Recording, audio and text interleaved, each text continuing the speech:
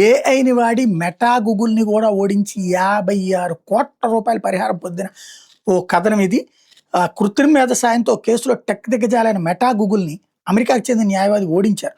Instagram, YouTube వంటి సామాజిక మాధ్యమాలు తనను ఆన్‌లైన్ బానిసం చేశాయంటూ ఓ 20 ఏళ్ల అమ్మాయి వేసిన కేసును వాదించేందుకు ఏఐ సాయం తీసుకున్న టెక్సాస్ చెందిన లాయర్ మార్క్ లానియర్ చెప్పారు.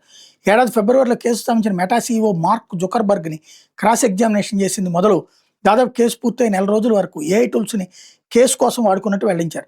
చాట్ జీపీటీ, క్లాడ్, జెమినీ వంటి ప్రధాన మోడళ్లకి యాక్సెస్‌ని అందించే కస్టమైజ్ చేసిన బూడిల్ బాక్స్ అనే ఏఐ ప్లాట్‌ఫామ్‌ని కేసు విచారణ కోసం వాడుకున్నట్టు వివరించారు. అయితే దీనికోసం ఏటా ₹1,00,00,000 ఖర్చు చేస్తున్నట్టు చెప్పారు.